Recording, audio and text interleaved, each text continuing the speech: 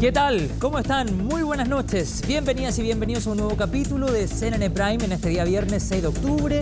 Se acaba la semana y hay muchos, pero muchos temas que compartir con todos ustedes a esta hora de la noche. Comenzamos inmediatamente revisando los titulares en CNN Chile. Les cuento que comenzó el masivo corte de agua en las comunas de Independencia, Recoleta, Renca, Conchalí, Santiago y Providencia. El suministro se mantendrá suspendido hasta la mañana del domingo, afectando a 550.000 personas. Autoridades han estado fiscalizando los 80 puntos de abastecimiento de emergencia ubicados en las 6 comunas mencionadas. Continúan las indagatorias en el Ministerio de Justicia tras el hallazgo de osamentas en una de las oficinas. El ministro Luis Cordero informó que se activó un protocolo interinstitucional notificando a la Policía de Investigaciones y al juez coordinador para causas de derechos humanos, Mario Carroza. Paralelamente, el secretario de Estado se reunió con organizaciones de familiares de detenidos desaparecidos para entregar antecedentes del caso.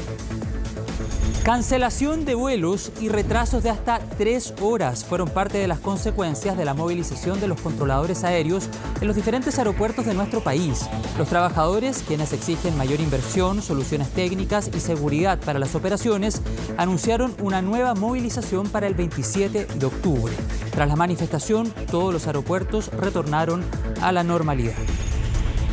Y en temas internacionales, el Comité Noruego galardonó a Narges Mohammadi con el Premio Nobel de la Paz 2023. La activista de 51 años, quien actualmente cumple una condena en Teherán por difundir propaganda contra el Estado, fue reconocida por su lucha contra la opresión de las mujeres en Irán. Las autoridades de ese país calificaron la decisión como una medida de presión por parte de Occidente. Todos estos temas y mucho más, porque aquí comienza CNN Prime en CNN Chile.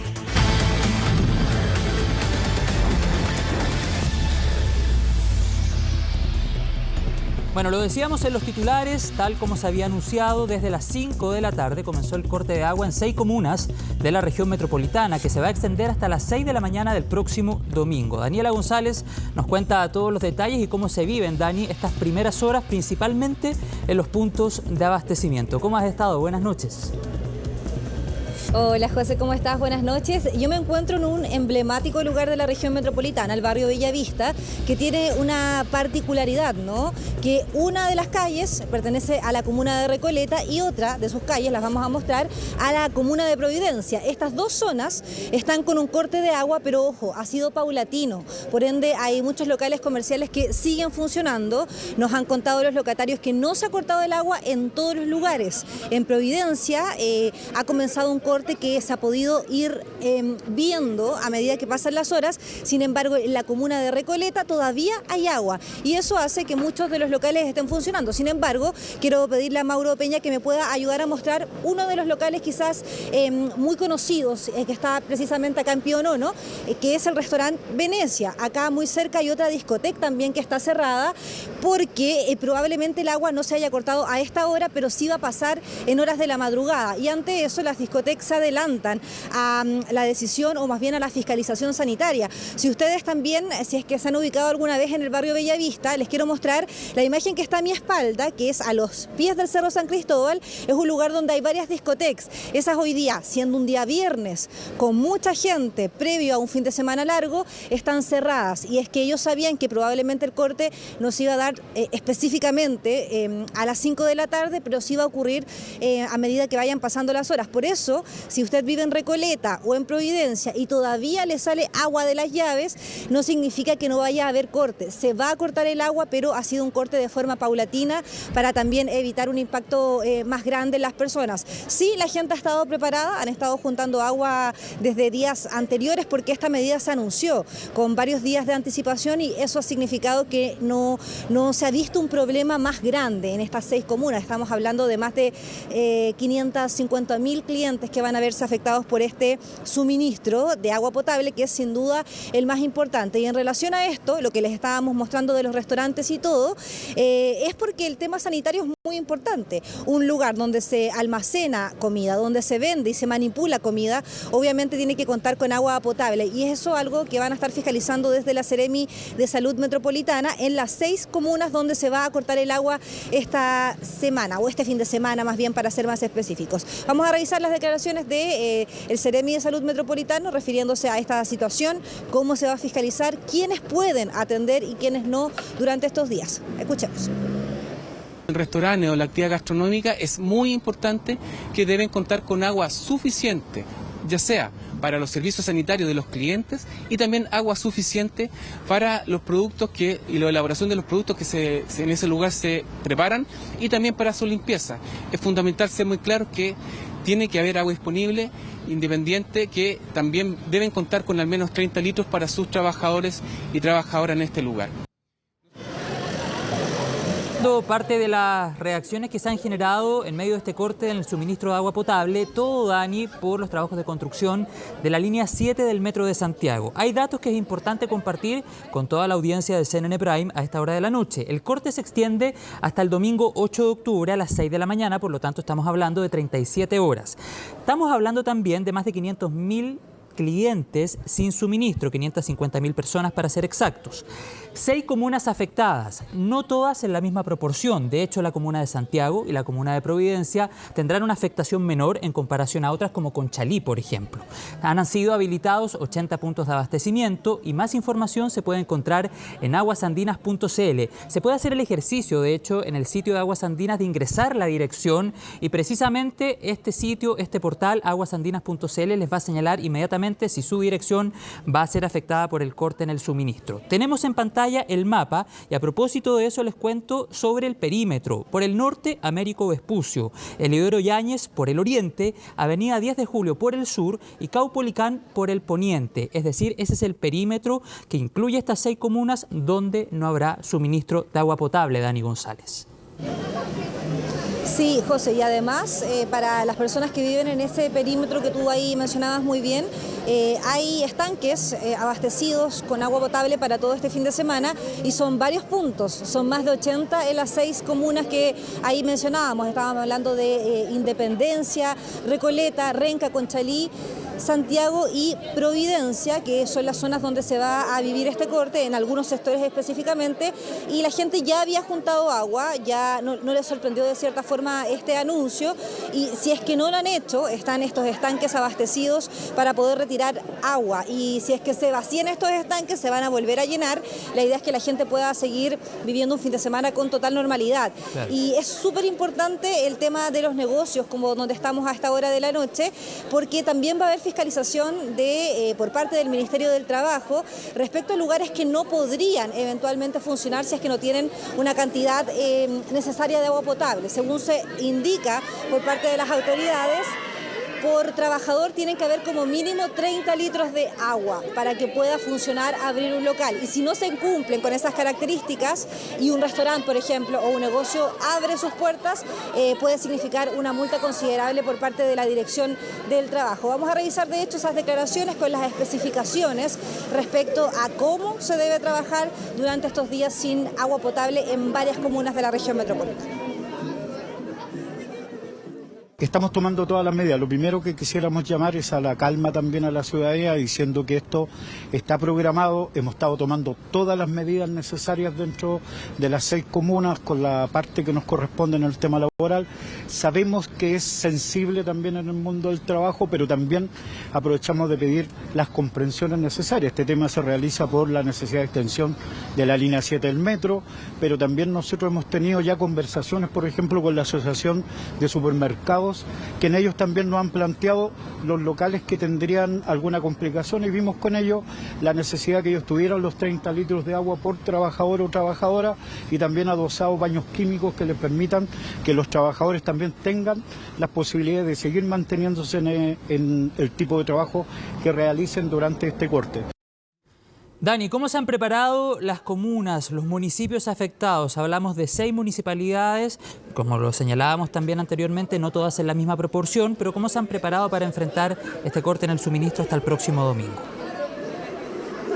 Sí, José, a través de campañas de difusión, básicamente han estado durante toda esta semana publicando en las redes sociales, en sus Instagram, en las páginas web y también hablando con los vecinos en las zonas. La verdad es que no estaban para nada sorprendidos. Nos comentaban, por ejemplo, en Independencia, también en Santiago, que ya sabían hace varios días que juntaron agua, por ejemplo, en las lavadoras. Sabían también que había que juntar agua, pero no tanto, en caso de que no se necesite tanta agua, evidentemente entendiendo también la crisis por el agua, pero estaban bastante preparados y además señalaban que en caso de que faltase agua estaban los estanques bastante establecidos. De hecho, todos los municipios publicaron en sus páginas web los lugares específicos donde van a estar ubicados durante este sábado y el domingo estos estanques de agua. Vamos a revisar declaraciones del alcalde de la Comuna de Independencia y también de la directora de la Municipalidad de Santiago respecto a este tema.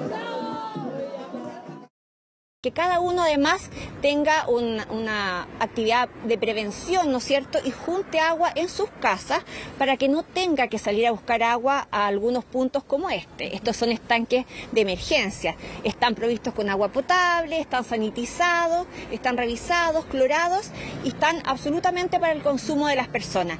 Pero siempre es mejor que cada uno tome sus precauciones y junte agua en su casa.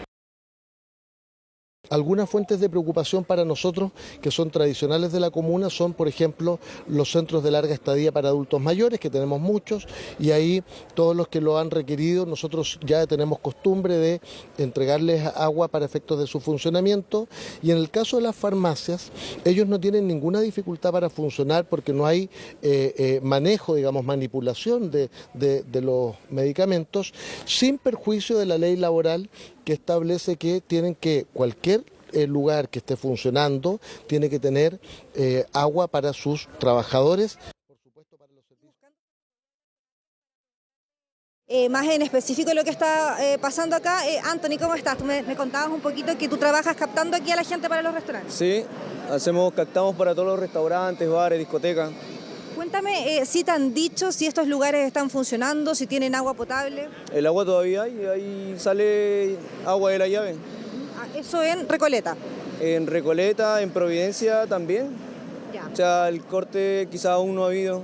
Yo creo que conforme pase la hora quizás vayan a cortar el agua. ¿Hay menos movimiento que un viernes normal o tú Sí, lo ves? menos movimiento, menos. De hecho me comentaban que las discotecas, por ejemplo, están cerradas. Sí, están todas cerradas.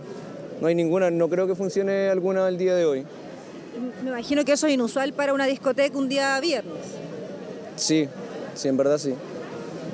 Ya, perfecto. Muchas gracias, Anthony, por ahí contarnos un poquito más de cerca. Gracias a ti. Lo que él hace, ¿no? Porque él está viendo en terreno como el trabajo de acá y bueno, hay algunos locales que están cerrados, otros que están funcionando con total normalidad. Pues. Dani, importante también hacer el llamado a todas las personas que se van a ver afectadas por el corte en el suministro de agua potable a acercarse a los puntos de abastecimiento, pero a obtener el agua que sea estrictamente necesaria, no a acaparar tanto para que todos se puedan ver beneficiados de estos 80 puntos de abastecimiento que ha dispuesto la autoridad o más bien las municipalidades que están involucradas en este corte. Sí, responsabilidad básicamente era lo que señalaban los alcaldes de estas comunas.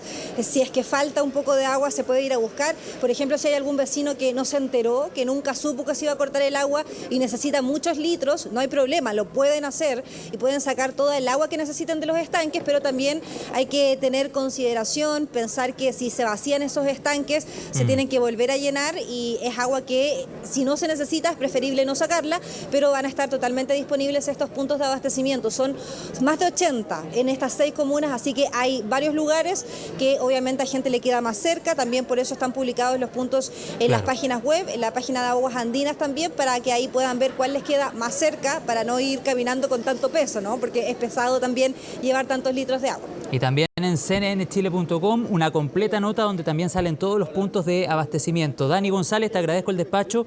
Se nota la diferencia, la cantidad menor de personas a esta hora en el barrio Bellavista y probablemente tiene que ver con el corte en el suministro del agua potable. Muchas gracias y que tengas una buena noche. Chao, José, que estés bien. Nos Chao, vemos. tú también. Buenas noches. Bueno, y para monitorear cómo está la situación a esta hora con el corte de agua, estamos en contacto con el director de clientes de Aguas Andinas, Eugenio Rodríguez. ¿Cómo está, Eugenio? Muy buenas noches. Hola, buenas noches, ¿cómo están? ¿Todo bien, Eugenio? Interesados en poder conversar, actualizar lo que ha pasado con este corte de suministro que comenzó a eso de las 17 horas de este día viernes. Lo primero que quiero preguntarle, en todos los territorios afectados por el corte en el suministro, ¿esta interrupción del servicio de agua potable va a durar 37 horas o en algunos territorios podría regresar el suministro de agua potable antes incluso?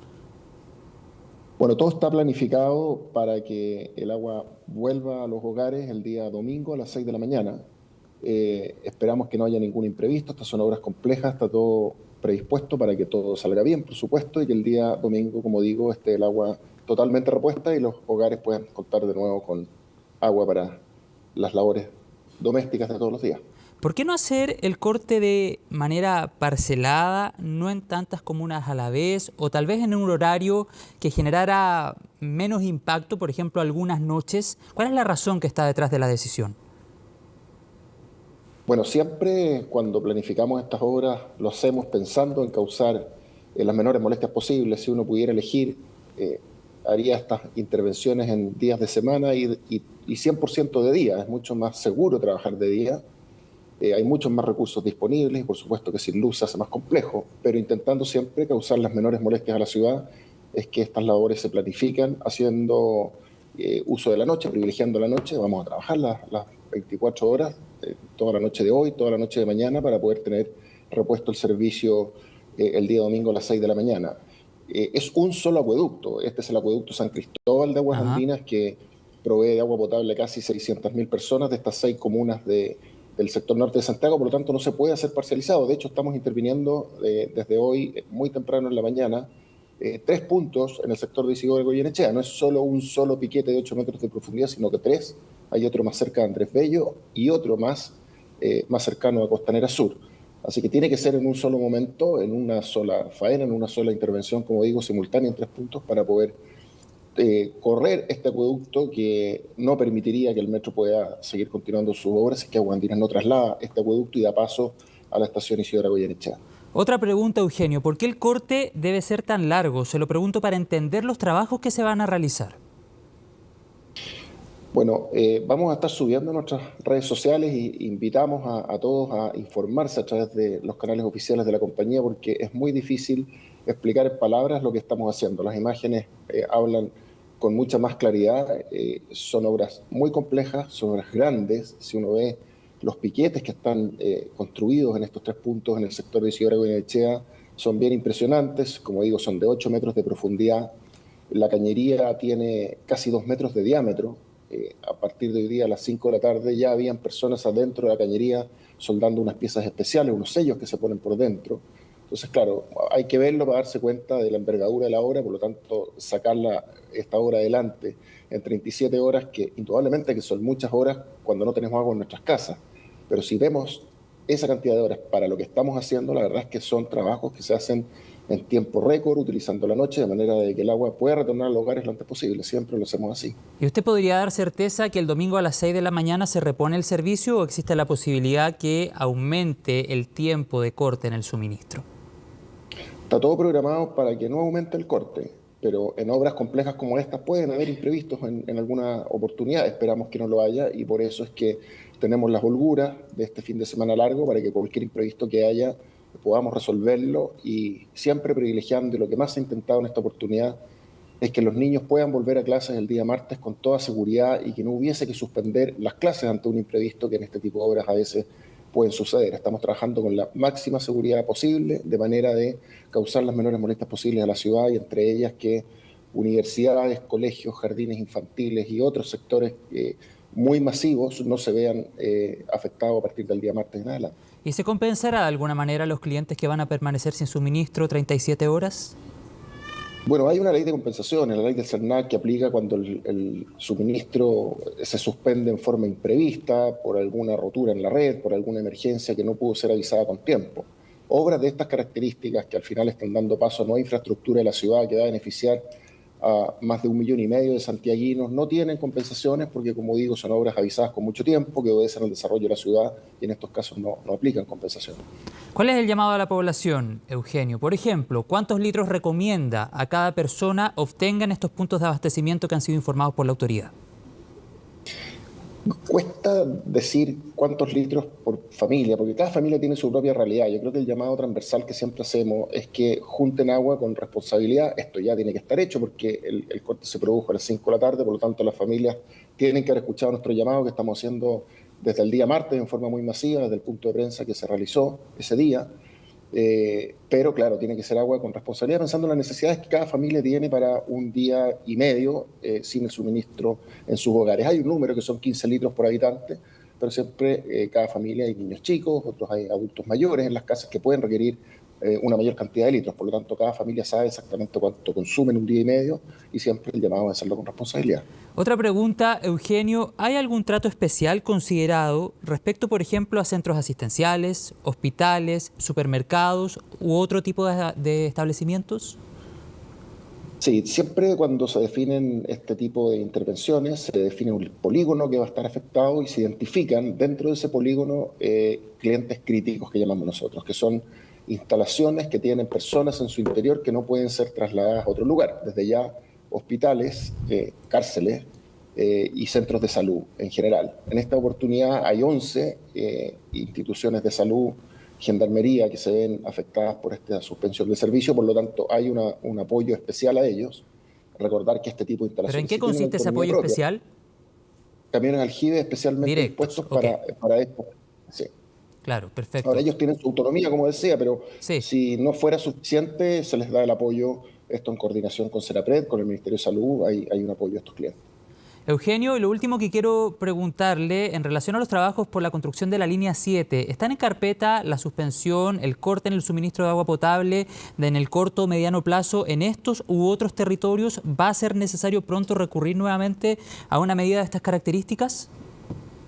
Pudiera ser necesario el próximo año hacer una intervención que sería mucho más chica que esta, no hay fecha definida, es prematuro hablar de eso. Aquí en el sector de calle Balmaceda pudiera haber una tercera intervención, pero eso lo informa Metro oportunamente y se diseña y se planifica para poder hacerla con las mismas características que estamos haciendo en esta oportunidad, intentando buscar una fecha que cause la menor molestia posible, hacerla lo más rápido posible y dar paso a una obra tan importante como es la línea 7 del metro. Estábamos reporteando en terreno hace algunos minutos, Eugenio, con Daniela González y nos comentaba que a esta hora de la noche todavía hay sectores que tienen suministro de agua potable. ¿Eso a qué se debe? ¿Debiesen tener un corte durante los próximos minutos, durante las próximas horas? Bueno, desde las 5 de la tarde ya no entra más agua a la red, pero hay que recordar que esa red hasta las 5 de la tarde está llena de agua, por lo tanto se empieza a vaciar de a poco. La ciudad de Santiago tiene pendiente hacia el poniente, por lo tanto los vecinos que están más cerca de las válvulas de corte quedan sin agua antes que los que están más lejos. Incluso tenemos que considerar también que hay edificios que tienen su propio abastecimiento, sus propios estanques, por lo tanto podrían incluso hasta a mediados del día de mañana tener agua todavía, pero las válvulas se cerraron a las 5 de la tarde y a partir de ese momento nosotros no podemos garantizar que hayan vecinos con agua porque ya no sigue inyectándose agua en la cañería. Bueno, tomando eso en cuenta, el llamado a la gente es a que no se confíe, claramente. Sí, bueno, siempre calma en estos momentos, entender que esto es necesario hacerlo, de que está todo planificado. Hay más de 300 profesionales, trabajadoras de Agua Andina hoy día en las calles. Toda la noche van a estar trabajando, vamos a estar pendientes de cada detalle para que todo salga bien y que el domingo podamos tener agua nuevamente en nuestras casas. ¿Se planea o está en carpeta la posibilidad de aumentar los puntos de abastecimiento si es que fuese necesario? ¿Existe esa posibilidad, Eugenio?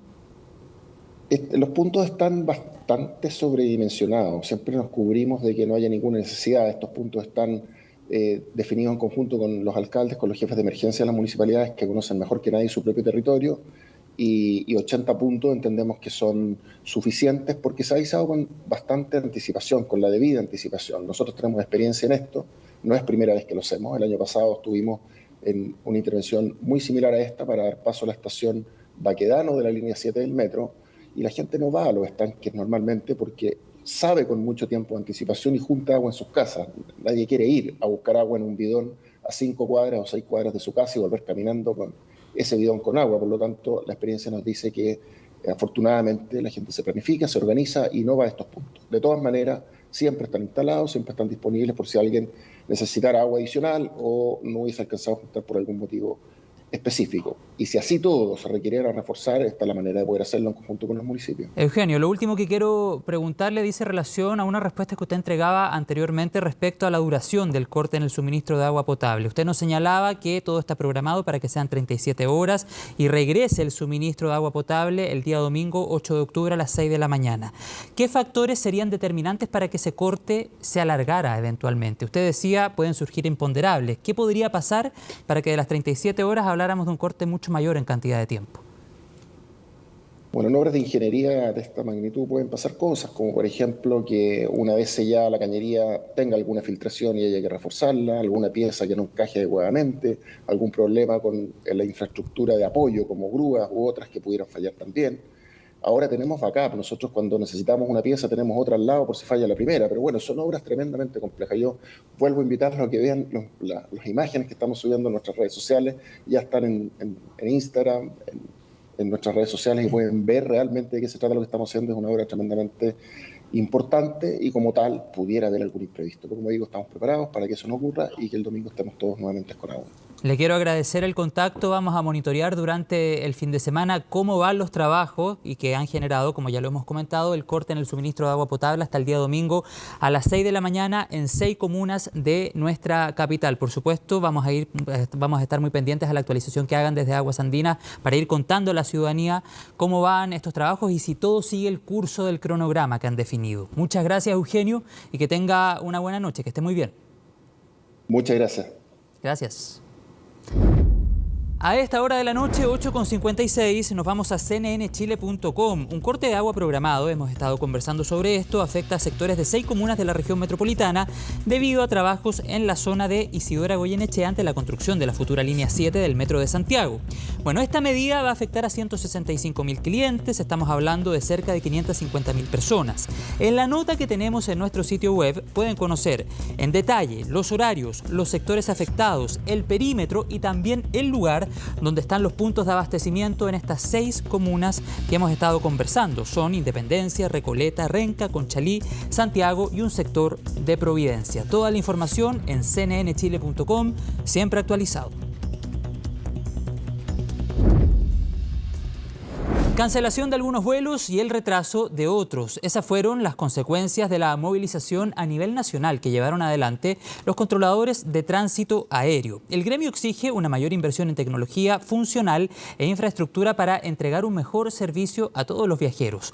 Pese a los diálogos con la autoridad, los funcionarios ya anunciaron otra protesta para fines de octubre. Vamos a revisar todos los detalles en la nota de Belén Saldías. Teníamos vuelo a las 6:25, nos suspendieron el vuelo. Primero se había como adelantado y luego volvió a la misma hora de siempre. Están viendo la posibilidad de reprogramar otro vuelo. Este fue parte del panorama que se vivió durante la mañana de este viernes en el aeropuerto Nuevo Pudahuel. Cancelaciones, reprogramaciones y atrasos de diversos vuelos. Todo tenía la misma causa, la movilización de los controladores aéreos a nivel nacional.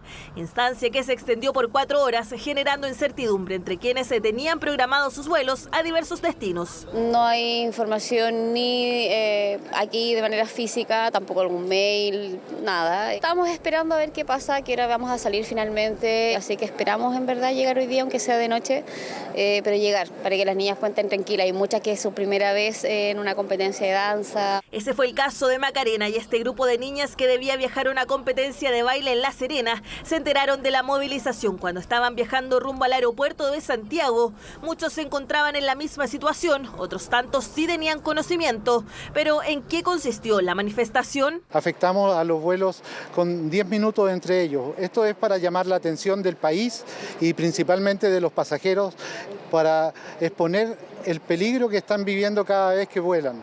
Hoy día los equipos de la Dirección General de Aeronáutica están quedando obsoletos en varias partes del país. Las comunicaciones no están aseguradas. Es que precisamente eso es parte de sus demandas, una mayor inversión en tecnología funcional e infraestructura para alcanzar lo que ellos califican como estándares mínimos y así poder entregar un mejor servicio a quienes se viajen, además de concursos transparentes y ampliación de personal, entre otras peticiones.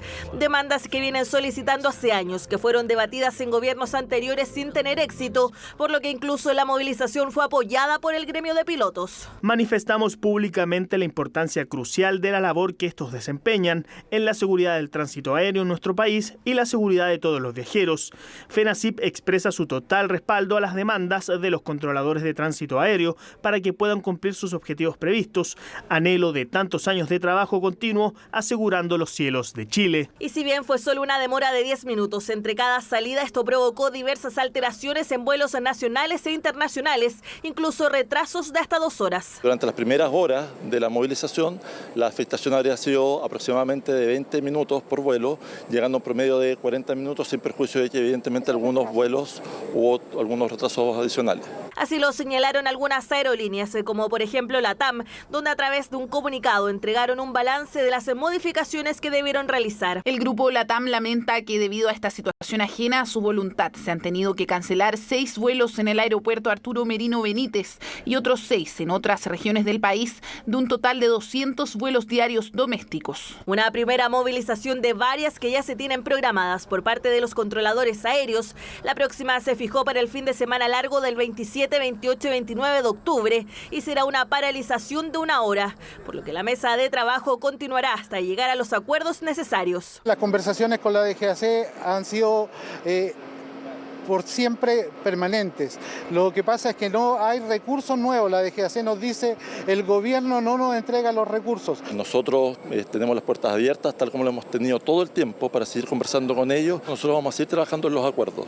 En el Ministerio de Defensa Nacional efectivamente han habido mesas de trabajo que no contemplan solamente el petitorio o las demandas del Colegio de Tránsito Aéreo, contemplan también las demandas de otras asociaciones. Una manifestación que se desarrolló sin mayores complicaciones en el país, pero que generó algunos problemas en el exterior, como por ejemplo en el aeropuerto El Dorado de Bogotá, donde a muchos pasajeros les cancelaron sus vuelos a Chile por esta situación. No hay vuelo ni hay reprogramación.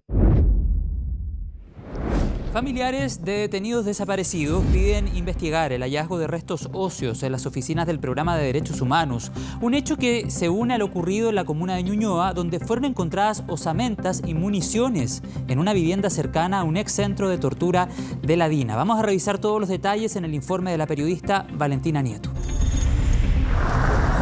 Llegaron temprano al Ministerio de Justicia. El hallazgo en dependencias del Programa de Derechos Humanos de la cartera los sorprendió no solo a ellos, también a las autoridades. Un recipiente de alimentos que en su interior contenía osamentas humanas. Esto es muy doloroso, enterarnos de que se han encontrado osamentas en diferentes calidades. Por ejemplo, ahora en un contenedor de mantequilla. No podemos no pensar que esto también es intencional, porque esto también causa daño. Si alguien que quiere colaborar, que tuvo esto escondido hace mucho tiempo y no aguantó más la conciencia y lo entregó, o alguien que quiere provocar una situación, un hecho político, tampoco lo sabemos.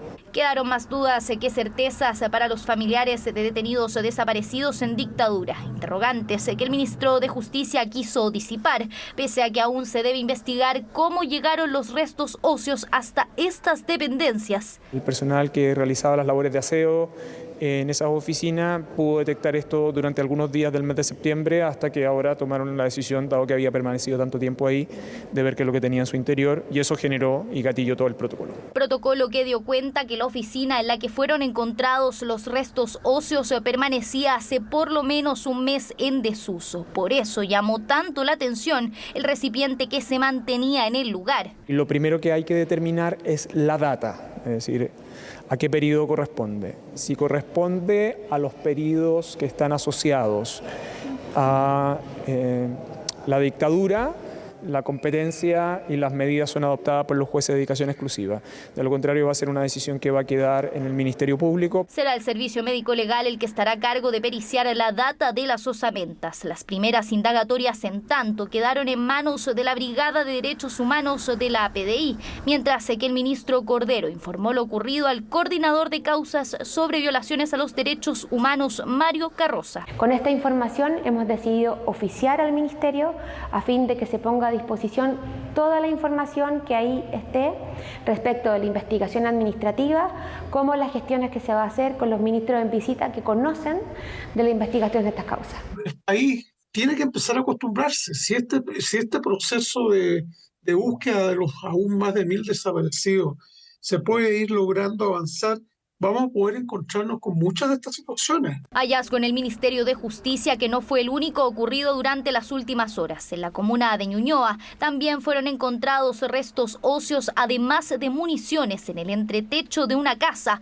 ubicada a solo pasos de un excentro de tortura de la DINA. Todavía queda mucho por indagar, quizás determinar quién eran los dueños de esas propiedades. Sabemos que cerca de Domingo Caña, relativamente cerca, también recordemos, había un recinto en Santiago de Colonia Dignidad. Y hay muchas dudas de los familiares, acabo de hablar con varios de ellos ahora, y obviamente lo que quieren es respuestas. Hechos que marcaron el término de la gira del presidente Boric por Coquimbo. El mandatario llamó a evitar las especulaciones, reafirmando también el compromiso del gobierno con el Plan Nacional de Búsqueda. Fíjense que cuando llegué acá, una señora de Illapel que debe haber tenido 75 años, a los 80 años, me dijo, por favor, sigan buscando a mi hermano, detenido desaparecido. No vamos a dejar de buscar, no vamos a dejar de buscar. Compromiso del Ejecutivo ante situaciones que este año se han repetido, y es que ya en febrero fueron encontradas 89 cajas con restos humanos en la Facultad de Medicina de la Universidad de Chile. La Fiscalía investiga un nuevo ataque incendiario en la comuna de Vilcún. En esa zona, un grupo de desconocidos habría irrumpido durante la madrugada del viernes en el domicilio del cuidador y administrador del Fondo Robledal, para luego intimidarlo y quemar maquinarias, una casa patronal y también las bodegas. Bomberos llegó al inmueble para controlar las llamas y personal policial se constituyó en el sitio para iniciar la investigación. Este hecho se suma a otro ataque registrado este viernes en la comuna de Cholchol, donde sujetos quemaron una caseta y una torre de vigilancia de la Forestal Mininco. El hecho se lo adjudicó el órgano Toño Marchán de la coordinadora Arauco Mayeco. Una vez que la Fiscalía de Alta Complejidad tomó conocimiento de los hechos, dispuso de la concurrencia de un fiscal en terreno, donde se impartieron las instrucciones respectivas al equipo investigativo de la Policía de Investigaciones. Como fiscal, tomé contacto con las víctimas que se encontraban en el lugar, con los dueños del predio, para tener una impresión acerca de las necesidades de las mismas. Este predio fue afectado por un robo violento a fines del año 2021 por un grupo de personas encapuchadas. Existe una dinámica similar, por lo tanto, dentro de la hipótesis de trabajo que se están realizando por parte de la Fiscalía y la Policía de Investigaciones es ver la serie de coincidencias y determinar si se trata del mismo grupo. Acá esta es una familia intensamente productiva, un campo intensamente productivo, familia de trabajo que ha logrado ir generando las condiciones, dar trabajo, generar desarrollo agrícola, y que se ve frustrado no solamente por hoy día, sino también hace 2 años ellos habían sido víctimas de robos, y hoy día no solamente son víctimas de robos, sino también se quema. Acá no estamos hablando solamente de un atentado, acá estamos hablando de robo también, robo de camionetas, de celulares, en fin, es decir, acá hay un hecho no solamente deleznable, sino también que intenta ir sacando a personas de lugares productivos. Desde el gremio forestal llamaron a perfeccionar el estado de excepción vigente en la macrozona sur con el objetivo de tener mayor vigilancia en la región de la Araucanía y también en la región del Biobío. De los atentados incendiarios y ataques armados en Arauco, en la provincia del Biobío, también tiene del orden de un 60% de reducción. No así en la Araucanía. Esta excepción, lo que es una gran ayuda, ha permitido bajar ciertos tipos de delitos muy notoriamente, pero los delitos más graves, en el caso de la provincia del Biobío, hay una reducción importante, donde hay un contingente más permanente. En el caso de la Araucanía, no en la Araucanía, es perfeccionar ese estado de excepción, tener estos dispositivos, tener más dotación y avanzar en desarticular estos grupos. La Contraloría investigará presuntas irregularidades en traspaso de recursos desde municipalidades hasta la Fundación Daya, liderada por la diputada Ana María Gasmuri. El diputado republicano Juan Irarrázaval denunció que hay casi 200 millones de pesos sin rendir que fueron gastados con un propósito distinto al del contrato. La nota con todas las reacciones es de la periodista Estefanía Bustamante. colocar una denuncia. En 19 páginas resumió la denuncia que presentó a Contraloría para investigar presuntas transferencias irregulares desde municipios a la Fundación Daya, organización creada en 2013 y liderada por la diputada Ana María Gasmuri, donde el parlamentario acusa hay cerca de 200 millones de pesos sin rendir. No todos los dineros se usaron o tuvieron la contraprestación que habían debido. Son bastante cuestionables. Helados, chocolate, almacén, confort, carne molida, internet de la casa de la diputada, una estufa a leña para la sede de la Fundación Daya en la Florida. Gastos que se habrían ejecutado, aun cuando el contrato fue suscrito para usar aceite de cannabis como terapia complementaria en pacientes con patologías como el dolor crónico, en un convenio que se firmó en 2016, del cual se habrían detectado al menos 11 municipios con irregularidades. Lo único que se hizo humo fue el compromiso del diputado Irarrázaval del Partido Republicano, que cuando fue concejal de la comuna de Calera de Tango no hizo nada, y por su inacción, por no haber hecho lo necesario para darle seguimiento y cumplimiento a este programa, dejaron a más de 100 pacientes sin su tratamiento gratuito de cannabis. La segunda rendición, que es la cuestionable, llegó el 2017 cuando ya no era concejal. Ahora, es el representante legal y la municipalidad propiamente tal la que efectivamente podría haber sido más diligente. Fundación Daya aseguró que las rendiciones de cuentas se entregaron en diciembre de 2016 a todas las comunas y solo 4 de ellas hicieron observaciones.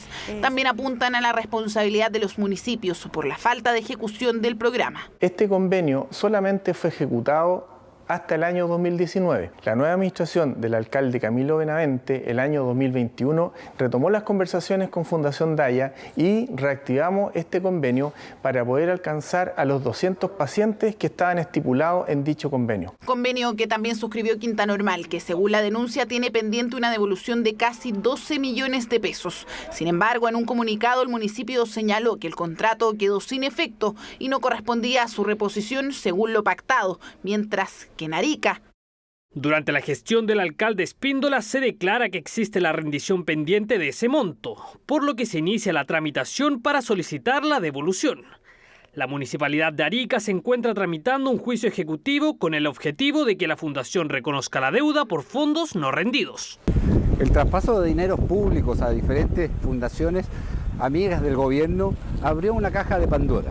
Ahora la diputada Gasmuri y también la diputada Pérez tendrán que hablar ante la justicia. La Fundación Daya no tiene ningún vínculo, ninguna relación con Acción Humanista. Es una fundación que creo que se creó hace ya muchos años. Ahora, más allá de eso, si este diputado Irarrázaval tiene antecedentes que considera que deben ser investigados, bueno, tendrá que entregar todos los elementos a la Contraloría. La Contraloría deberá evaluar si eventualmente la Fundación Daya está dentro del caso Convenios, donde ya se emitió un informe, al menos en Antofagasta, región donde en la arista judicial la Fiscalía decretó reserva del caso Democracia Viva hasta el próximo año por sospechas de lavado de dinero.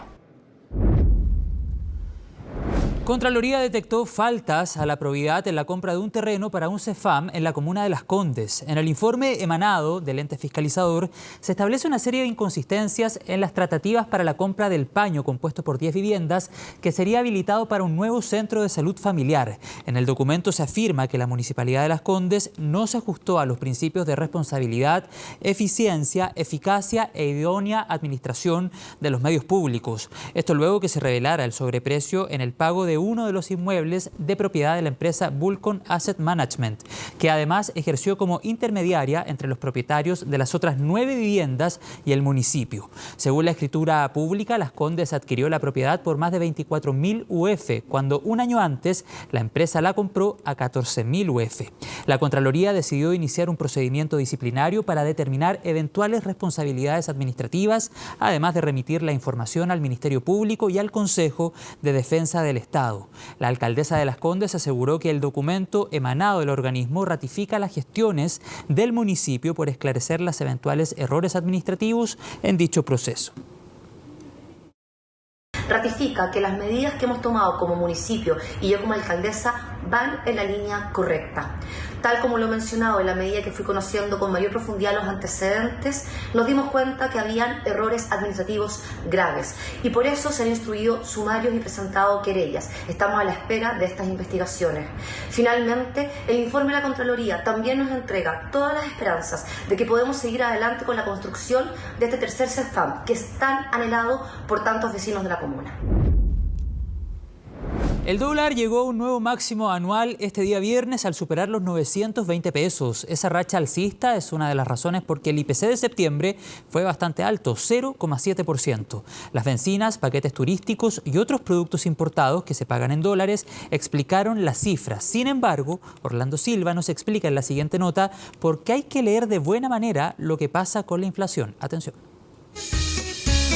Por todos los gastos y compras de fiestas patrias, septiembre suele ser un mes de alta inflación, por lo que el 0,7% de aumento en el IPC del mes no fue sorpresa, aunque sí se ubicó en la parte más pesimista de las expectativas. Sin embargo, la lectura anual sigue siendo positiva, ya que la inflación de los últimos 12 meses acumuló 5,1%, casi un tercio de lo que estaba a esta altura de 2022. Así lo analizó en la antesala del dato el jefe de la billetera fiscal. Es posible que tengamos algún IPC menos robusto en términos de su baja en algunos de los meses próximos, pero esos son elementos transitorios. Es que gran parte de esta alza en septiembre se explica por factores puntuales, como las inundaciones en el centro-sur del país o el alza del dólar, que explican el aumento de precio en las divisiones de alimento y transportes. En los productos que más subieron están nuevamente las papas, que además han duplicado su precio durante este año, los paquetes turísticos, las gasolinas y el pan.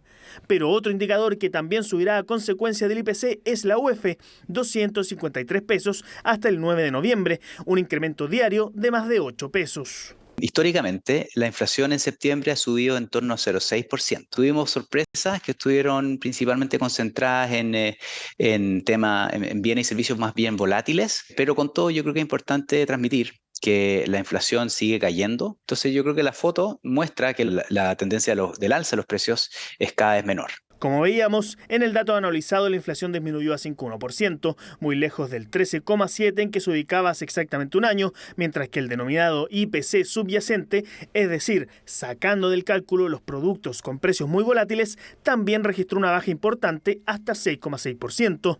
Ambos datos son clave para que otro indicador siga bajando, la tasa de política monetaria. Cuando miramos el IPC sin volátiles, lo que está mostrando que la inflación se está moderando.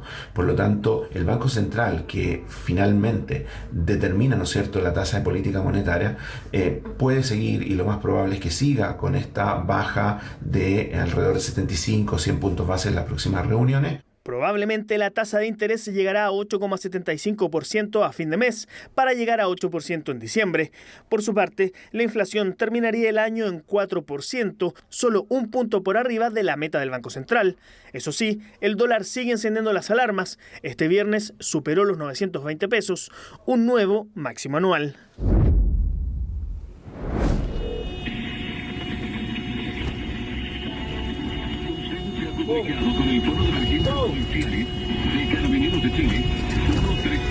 Imágenes impactantes que han dado vuelta durante esta jornada sucedieron durante la madrugada de este día viernes y que dan cuenta de una actitud totalmente temeraria, sumamente irresponsable y que debe ser condenada por todos y todas. Vamos a dar un poco de contexto de este verdadero delito que estamos viendo a esta hora en la pantalla de CNN Chile. Lo digo a título personal, porque claramente una actitud como esta podría haber generado consecuencias incluso fatales para el conductor, pero también para otras personas que transitaban cerca.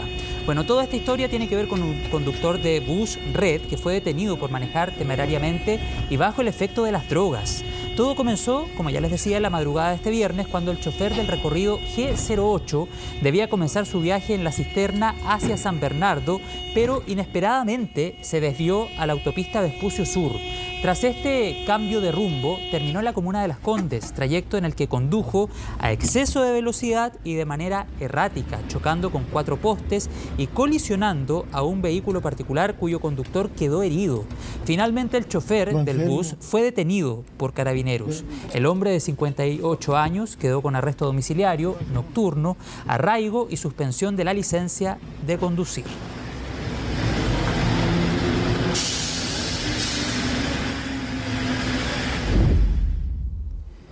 En medio de las negociaciones y reuniones de los partidos políticos por el trabajo que iniciará la comisión de expertos, ya se han difundido videos a través de redes sociales como parte de la campaña del proceso constitucional.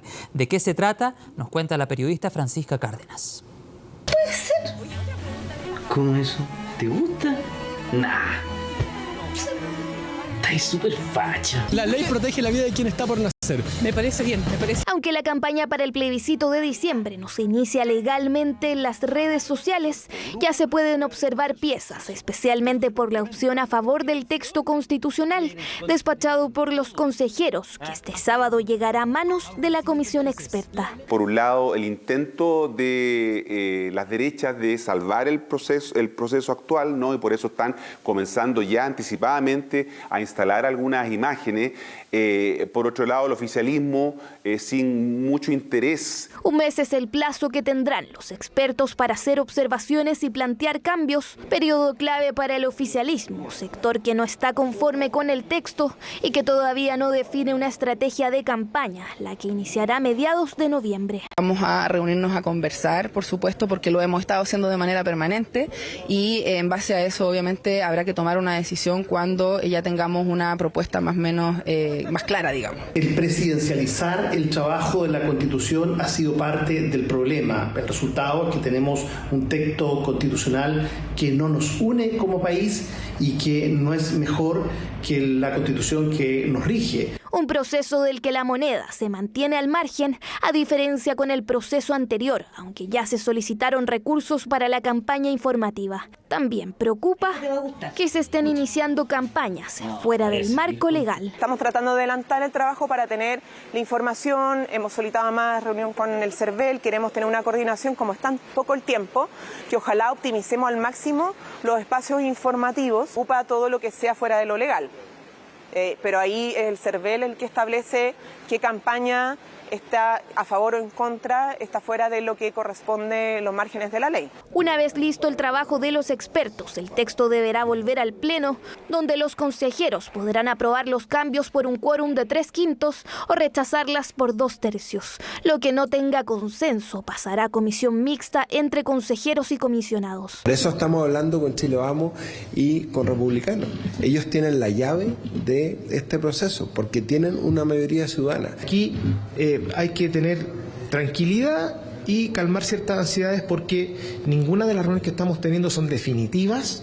Un acuerdo amplio que nos va a permitir que el a favor gane con holgura. El trabajo del órgano redactor deberá finalizar antes del 6 de noviembre, una vez listas las correcciones, y el 7 de noviembre el hemiciclo deberá realizar una última votación, visando así la propuesta para que vaya a plebiscito. El texto constitucional tiene demasiado el sello republicano y es desaprobado justamente el texto por esta razón, inevitablemente esto se va a convertir en un fracaso, en un boomerang, ¿no es cierto? Si el texto es rechazado, la propuesta no irá a plebiscito. Eso dependerá de un órgano en el que tiene mayoría el Partido Republicano y también de los acuerdos políticos que se desarrollen durante los próximos días, los que serán claves. En otro tema, sabemos que nuestro país es sísmico y que en cualquier momento puede haber un temblor o derechamente un terremoto. Es por esto que las autoridades realizaron un simulacro en establecimientos educacionales para concientizar sobre la importancia de estar preparados y preparadas. La periodista Camila Guía nos cuenta más en la siguiente nota. Esta alarma es la que sonaría en los colegios en caso de ocurrir un terremoto. Fueron más de 1000 colegios los que participaron de este simulacro regional de sismos. Es la 6ª vez que se realiza desde 2010, una iniciativa que agrupa todos los programas de seguridad enfocados en la comunidad educativa. Que contamos con la necesidad de capacitarnos, de ensayar, de generar capacidades en las comunidades educativas para responder frente a hechos de desastres naturales, sobre todo sismo. Somos un país expuesto a una serie de amenazas de origen natural y antrópico. Para algunas podemos hacer obras de mitigación, obras de prevención, pero para otras tenemos que mejorar las capacidades de resiliencia. Y precisamente lo que buscan estos simulacros es entrenar a nuestro nivel más básico, a nuestros jóvenes, que son los que tienen la capacidad de poder transmitir esto a la familia. Senapred busca mejorar la preparación de las instituciones educativas y sus estudiantes ante un desastre natural, de modo que cada institución desarrolle un protocolo de acción en caso de alguna emergencia, adaptando la ubicación geográfica y los riesgos que existan. Con esto nosotros podemos ver cuáles son los cuellos de botella, cuáles son los problemas que se pueden presentar cuando ocurra una emergencia real. En algún momento nos va a tocar un terremoto en la zona central o un sismo fuerte, y es mejor tener los elementos preparados, las vías de evacuación, la manera de cómo comportarse, saber qué cosa va a funcionar y qué cosa podría no funcionar, eso tenerlo preparado, y estos simulacros ayudan mucho. Permiten, en primer lugar, educar a la población con respecto a las amenazas que afectan nuestro territorio, y en segundo lugar, preparar a la población para responder de manera más rápida, más eficiente y más segura en caso que estas amenazas se presenten. Es por esto que es necesario conocer los riesgos y amenazas a las que nos exponemos. Pero en Santiago tenemos otros peligros, como los más cercanos, como por ejemplo el de la falla de San Ramón. Y eso tendría un gran impacto debido a la cercanía que tenemos a ella y a la poca profundidad a la que se podría generar. Entonces, el nivel de intensidad, es decir, qué tan fuerte sentimos el terremoto, podría ser muy, muy alto. La falla de San Ramón tiene una extensión de 51 kilómetros en sentido norte-sur y se ubica entre el río Maipo y el Mapocho, atravesando 8 comunas de la capital.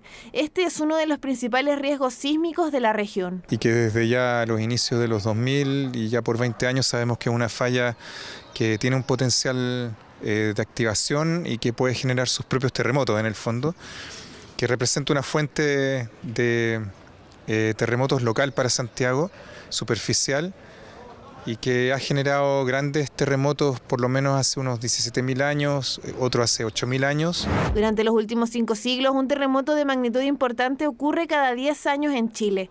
Existe el riesgo, pero expertos hacen un llamado a la calma. Desde el Centro Nacional de Sismología de la Universidad de Chile explican que en conjunto con Senapred están constantemente monitoreando esta falla para poder tomar decisiones con base científica. Sin embargo, apuntan a la necesidad de trabajar en un plan territorial, ya que 1/5 de la población de Santiago vive sobre la falla. Falla que se ubica en el piedemonte de Santiago, a los pies del Frente Cordillerano, en que hemos tenido una urbanización muy importante en las últimas décadas y que ante la ausencia de una normativa urbana se sigue urbanizando de manera importantísima, y por ende entonces hay un riesgo del cual hacerse cargo como sociedad. Somos un país sísmico, por lo mismo avanzar en preparación y conocer los peligros que nos rodean pueden ayudar a la gestión de riesgo.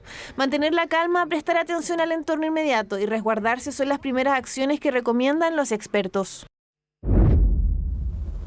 9 de la noche con 26 minutos, ya estamos acompañados de Jacinta Molina del área internacional para revisar varias informaciones. Jaci, ¿cómo has estado?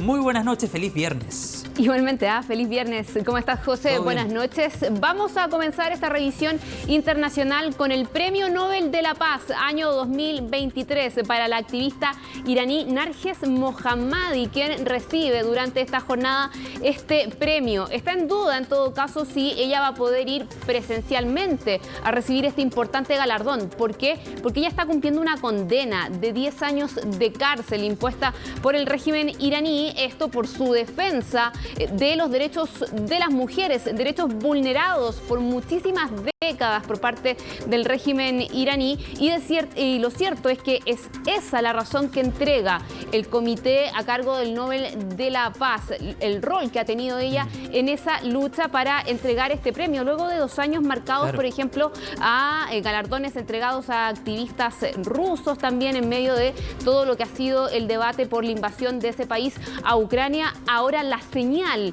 que entrega el comité del Nobel va para este movimiento que se ha formado particularmente en el último año de las mujeres que han salido a las calles a protestar por sus derechos, principalmente todo lo que se ha conocido en cuanto a la represión a aquellas que no utilizan el velo islámico. Claro, ese tema ha estado en la palestra, ha generado protestas que incluso han terminado terminado con el fallecimiento de un número considerable de personas, pero claramente que hay una señal en contra del régimen iraní al entregar este premio, como decía Fasi. Exactamente, y de todo eso nos va a contar el informe que preparó Christian Pausen.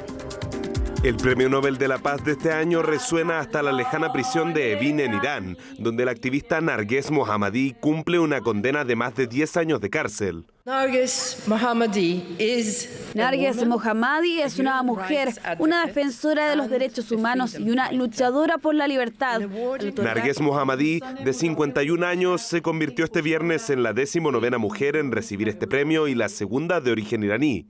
Ha dedicado su vida a denunciar las violaciones contra los derechos humanos de las mujeres del régimen de su país, por lo que ha sido arrestada en 13 oportunidades y condenada en 5, acumulando en total una sentencia de 31 años de privación de libertad y 154 latigazos. Su activismo le ha valido perder su trabajo como ingeniera y estar lejos de sus hijos mellizos, actualmente radicados en Francia junto a su marido. Antes de recibir el Nobel, Narges Mohammadi envió una carta a CNN explicando los motivos de su lucha. En prisión he escuchado las historias de 3 mujeres que protestaban y fueron agredidas sexualmente. Una de ellas era una conocida activista del movimiento estudiantil, que al entrar a la prisión puso un reclamo con las autoridades y anunció que tras ser arrestada en la calle se le amarró y esposó una pierna y una mano, y en esa posición fue abusada. El estar en prisión no ha callado sus denuncias. La condena que cumple actualmente es por difundir propaganda contra el régimen, tras apoyar, estando en prisión, las protestas antigubernamentales que estallaron en septiembre del año pasado, tras la muerte de la joven kurda Mahsa Amini mientras estaba bajo la custodia de la policía de la moral por no portar el velo islámico. Una situación a la que las mujeres iraníes se exponen desde la Revolución Islámica a finales de los 70, cuando el uso del hijab o velo se hizo obligatorio. Por eso el Premio Nobel de la Paz de este año ha sido interpretado como el respaldo del Comité Noruego al inédito movimiento que surgió en Irán y que se extendió por el mundo luego de la muerte de Amini y que sigue siendo un dolor de cabeza para el régimen que lidera el presidente ultraconservador Ebrahim Raisi. El Premio de la Paz de este año también reconoce a las cientos de miles de personas que el año anterior se manifestaron contra las políticas de discriminación y opresión del régimen teocrático contra las mujeres. A la distancia, su familia también siguió el histórico reconocimiento. Este Nobel de la Paz abrirá la puerta para motivar la lucha de Narges por los derechos humanos. La va a hacer más valiente, pero más importantemente, este premio es por el movimiento de Mahsa Amini, Mujeres, Vida y Libertad. Narges es una de las caras del movimiento y recibe el premio.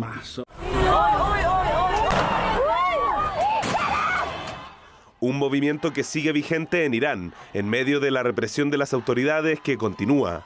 Este video, publicado recientemente, ha vuelto a generar indignación en el país. Muestra el momento en que una adolescente es sacada de un vagón del metro inconsciente. Grupos de derechos humanos acusan que la menor fue golpeada al interior del tren por los agentes de la policía moral, por no cubrir su cabello con el velo. El régimen asegura que la joven, que se mantiene internada en un hospital, se desmayó. Lo que está absolutamente claro es que las mujeres de Irán han sido una fuente de inspiración para el mundo. Hemos visto su coraje y determinación frente a represalias, intimidación, violencia y detención. Este premio que ha sido otorgado a Narges envía un mensaje a las mujeres de Irán. Este premio significa respeto a Mahsa, que fue asesinada en las calles, también a Nika, y a otras chicas jóvenes que han sido asesinadas. El Comité del Nobel ha abogado por la liberación de Narges Mohammadi para que pueda recibir el premio en persona. Sin embargo, desde el régimen criticaron su nominación y acusaron una presión de Occidente. Mientras tanto, la activista sigue alzando su voz incluso desde prisión, como lo refleja este audio que corresponde a una de sus últimas comunicaciones con el exterior.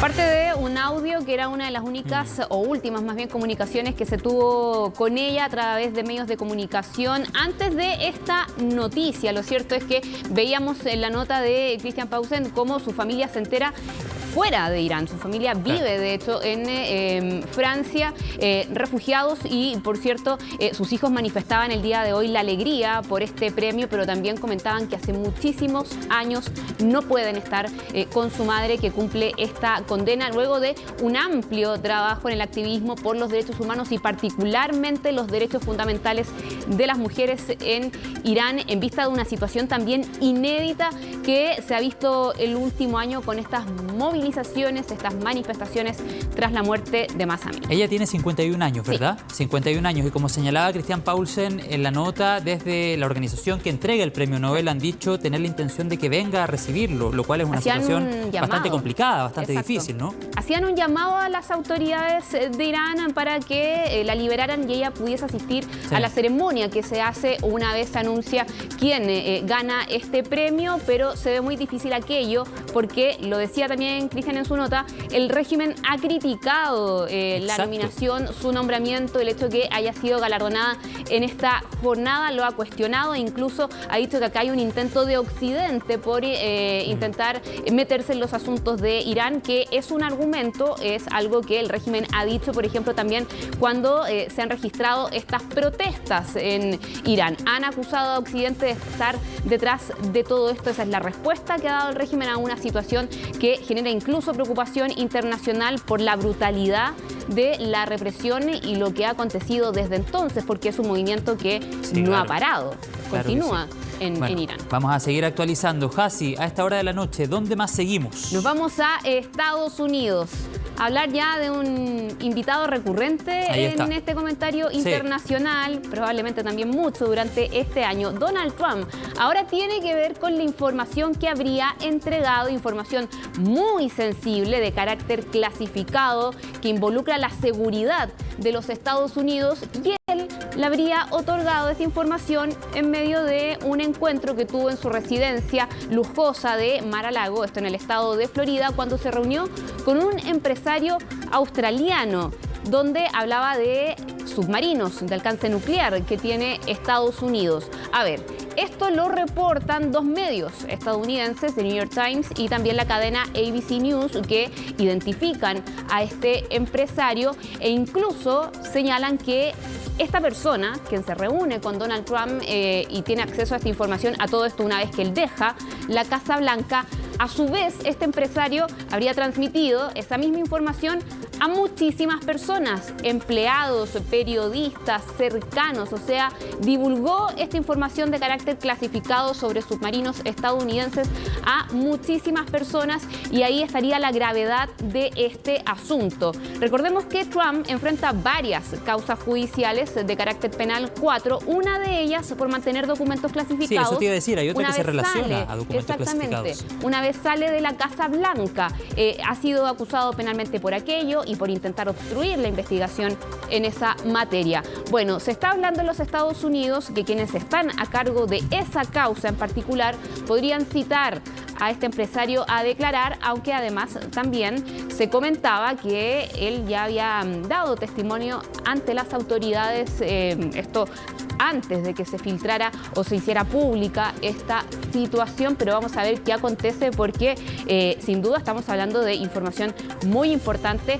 de una de las mayores potencias nucleares a nivel mundial. O sea que existe la posibilidad de que este caso, de ser cierto, hay una investigación en curso y todo, existe la posibilidad de que este caso ya haya sido conocido, por ejemplo, por algún equipo de un fiscal o por algunas autoridades. Claro, cuando se señala que a este empresario ya se le habría tomado declaración, había ahí algo en conocimiento, pero ahora se podría sumar su testimonio a esta causa en particular que se está llevando por la mantención de los documentos clasificados y eventualmente ser un agravante, además, en la situación judicial que está enfrentando Donald Trump. Bueno, y todo esto en medio de una carrera electoral por conseguir nuevamente la presidencia de los Estados Unidos. Sí, que en estos casos judiciales, en todo caso, de momento parece no le estaría que no le afectan a Donald Trump.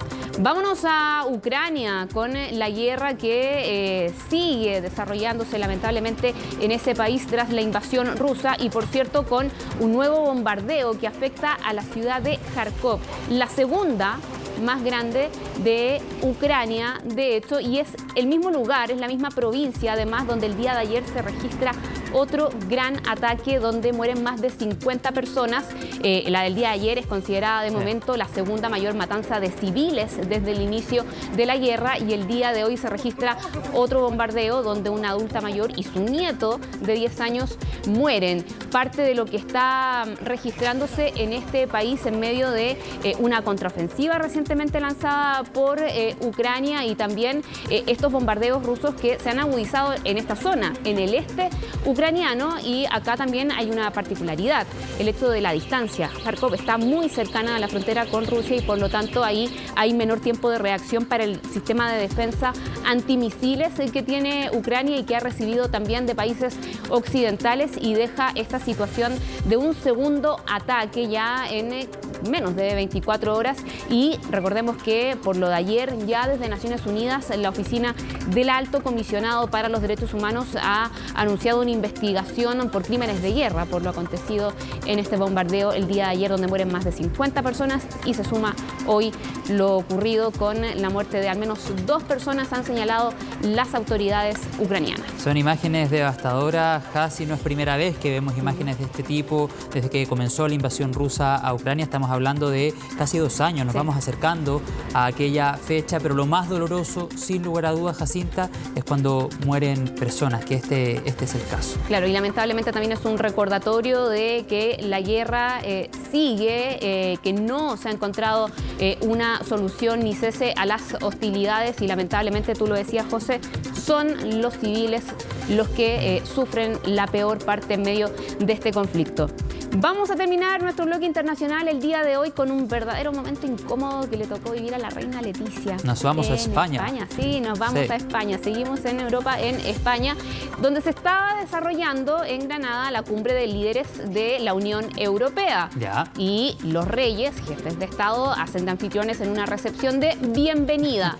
El rey ahí, ¿Dónde Felipe, está mi copa? Claro. Exactamente, el rey Felipe VI hace un brindis para celebrar, para dar la bienvenida, pero la gente de protocolo se olvidó entregarle la copa a la reina Leticia. Entonces, en el momento del brindis, donde Felipe llama a alzar ahí esas copas en celebración, ella, y la cámara la capta, no tiene una copa. El gesto que hace, mira, bueno, ahí... Exacto, el rey y de le hecho pasa toma la la del rey al final para poder salir de ese impasse que, por cierto, ha sido muy viralizado en redes en las últimas horas, y varios han criticado ahí al equipo de protocolo cómo se les fue olvidar la copa de la reina Leticia, con todas las cámaras y con todos los líderes que estaban ahí, que son jefes de gobierno y de Estado también de los países de la Unión Europea. ¿Les molestará realmente esa falla en el protocolo o quedará como una anécdota? Me refiero a la perspectiva que puedan tener los propios reyes de esto. Igual la imagen es bien incómoda. Así como que ella es incómoda. Es como... Jefe de protocolo, tenías un trabajo que hacer. Bueno, ahí debe haber llegado un reto probablemente minutos más tarde. Puede ser. Ya pues, Jacinta, que tengas una gran noche, que tengas buenas noches, que tengas un buen fin de semana. Gracias, y te quiero invitar a esta hora de la noche a que veamos un adelanto de CNN Magazine, porque hoy día es viernes y luego de CNN Prime viene fin de semana largo, y luego de CNN Prime vienen todas las noticias de la cultura y el espectáculo con la Vivi Encina. ¿Te parece que vamos al adelanto, al estudio virtual, donde se están preparando para una noche de CNN Magazine? Muchas gracias, Jasi. Buenas noches. Ya estamos de vuelta y antes de despedirnos vamos a cnnchile.com. Recordamos esta nota, este artículo que ha preparado nuestro equipo digital, donde hay varios detalles respecto al corte de agua en 6 comunas de la región metropolitana. Horarios, sectores afectados y dónde están los puntos de abastecimiento son datos sumamente importantes a tener en consideración, pensando en que estamos hablando de un corte de suministro en el agua potable que va a demorar, o que va a durar más bien, 37 horas, es decir, hasta el día domingo a las 6 de la mañana. Durante esta edición de CNN Prime conversamos con Aguas Andinas, nos decían que el cronograma, al menos hasta ahora, indica que el corte en el suministro se extiende hasta el día domingo 8 de octubre a las 6 de la mañana, pero siempre en estos procesos podrían generarse imponderables, por lo tanto es sumamente importante durante el fin de semana estar pendiente, actualizándose de la información que entregan las autoridades pertinentes y también desde la compañía Aguas Andinas. Estamos hablando de aproximadamente 165.000 clientes afectados en 6 comunas de la región metropolitana, es decir, si son 165.000 domicilios, aproximadamente 550.000 personas que no tendrán suministro de agua potable a raíz de la construcción, como vemos en nuestro sitio, de la línea 7 del Metro de Santiago. Lo seguimos actualizando. 10 de la noche con 5 minutos, llegamos hasta acá en esta edición de CNN Prime. Varias invitaciones, nos reencontramos en los próximos segundos en CNN Tiempo. Atención con las máximas que tienden al alza, sobre todo durante este fin de semana largo. Vamos a tener buen tiempo, buen pronóstico, cielo despejado, al menos hasta la región del Biobío. Desde la Araucanía al sur, las nubes, y en la Patagonia, atención, un sistema frontal con ruido atmosférico categoría 1. Luego de CNN Tiempo llega La Vida Encina con todas las noticias de la cultura y el espectáculo en un nuevo capítulo de CNN Magazine. Viernes 6 de octubre, así estuvo nuestro país y el mundo. Somos CNN Chile. Que tengan buenas noches. Gracias por estar ahí.